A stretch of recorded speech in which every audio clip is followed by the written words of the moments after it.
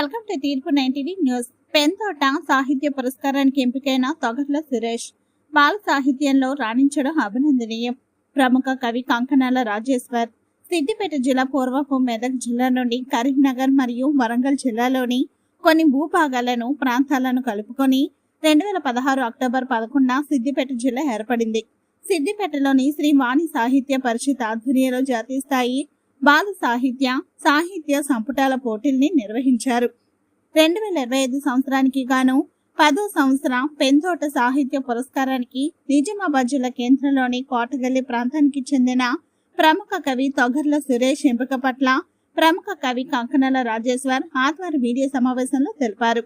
తొగర్ల సురేష్ ఎంపిక పట్ల హర్షం వ్యక్తం చేశారు. ఈ సందర్భంగా కంకణాల రాజేశ్వర్ మీడియాతో మాట్లాడుతూ తొగర్ల సురేష్ వృత్తిరీత్యా ముప్కల్ మండల కేంద్రంలోని రక్షక భట నిలయంలో అసిస్టెంట్ సబ్ ఇన్స్పెక్టర్ ఏఎస్ఐగా విధుల్ని నిర్వహిస్తున్నారు. ప్రవృత్తి సాహితీ సృజన బాల సాహిత్యానికి సంబంధించిన పలు రచనలు కూడా చేశారు. వెన్నెల్లో మా పల్లె బాల సాహిత్యానికి చెందిన దీర్ఘ కవితను సిద్దిపేటకు చెందిన పెంతోట బాల సాహిత్య పీఠం అధ్యక్షులు పెంతోట వెంకటేశ్వర్లు తొగర్ల సురేష్ ని ఎంపిక చేసినట్లు లేఖను కూడా పంపారని కంకణాల రాజేశ్వర్ వివరించారు.